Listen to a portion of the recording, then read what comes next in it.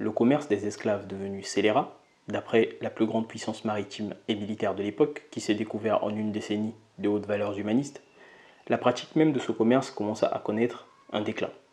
L'offre ayant décliné du fait du travail de police marine de l'Angleterre, la demande d'esclaves dans les colonies d'Amérique s'accrut fortement.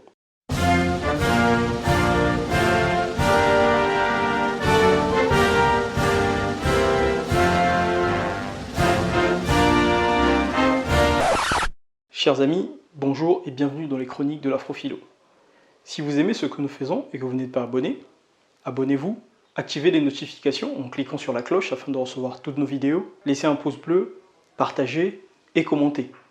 Entre la guerre d'indépendance des États-Unis en 1776 et la guerre de sécession en 1862, soit environ un siècle, la situation des Noirs avait quelque peu évolué dans la dynamique complexe des luttes entre les forces économiques en présence, principalement le Nord et le Sud. L'essor de la culture du riz, du tabac et du coton était une conséquence du travail toujours plus accru et en masse des esclaves noirs dans les États du Sud. Virginie, Caroline du Nord, Caroline du Sud, Kentucky, Géorgie, Alabama, Mississippi. La production de coton, par exemple, avait été multipliée par 1000 entre 1790 et 1860, passant de 1000 tonnes à 1 million de tonnes. Le nombre d'esclaves, lui, passa de 500 000 à 4 millions. Les importations des esclaves étant illégales depuis 1808 à cause de l'Angleterre, les négociants et divers négriers continuent à faire illégalement le commerce d'esclaves du fait du contrôle dérisoire des frontières à cette époque et des bénéfices importants que générait cette activité. Au nord cependant, durant la même période, l'industrie manufacturière prenait progressivement une part importante. Une disproportion se créait donc entre les États du Nord et les États du Sud. Disproportion sociétale due aux différents rapports démographiques entre les Noirs et les Blancs, entre les États du Nord et les États du Sud, générant des styles de vie propres à chacun de ces espaces. Disproportion de le modèle économique entre un Nord de plus en plus mécanisé, industrieux, embauchant pour l'industrie un prolétariat ouvrier blanc et noir, certes sous-payé, et un Sud intégralement esclavagiste, trop dépendant de sa main-d'œuvre agricole bon marché et très peu industrialisé. Sur la rive nord de l'Ohio, tout est activité, industrie. Le travail est un honneur. Il n'y a pas d'esclaves. Passez sur la rive sud et le panorama change si brusquement que vous vous imaginez de l'autre côté du monde. L'esprit d'entreprise cesse tout à coup. Alexis de Tocqueville. Nous sommes séparés pour incompatibilité d'humeur. Le Nord et le Sud ont divorcé car notre haine réciproque était trop forte. Mary Chestnut.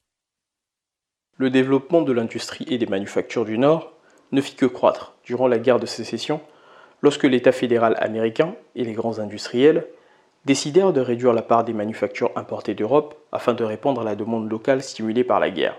L'industrie du chemin de fer rentrait dans une ère d'essor et permettait d'ouvrir de nouveaux marchés internes entre le monde agricole de l'Ouest et le monde industriel de l'Est. La proportion d'anciens esclaves noirs désormais libres dans le Nord s'accrut, tandis que les mouvements blancs d'abolitionnistes se développaient. Ces deux entités, les Noirs libres éduqués et les Blancs abolitionnistes, constitueront l'aile à la gauche d'Abraham Lincoln et pousseront à l'adoption du 13e amendement sur l'abolition de l'esclavage. À la droite de Lincoln se tenaient les riches propriétaires et négociants conservateurs qui voulaient qu'on continue à entretenir des relations avec le Sud, ainsi que les grands industriels et grands banquiers, principalement des progressistes bourgeois qui voyaient dans le Sud un potentiel industriel et financier important en termes de matières premières et de ressources humaines à employer, d'où le désir du maintien de l'Union. Ce sont les progressistes bourgeois et les abolitionnistes qui seront les grands vainqueurs de la guerre de sécession, qui aura causé au passage 600 000 morts sur une nation de 30 millions d'habitants, soit 2% de la population.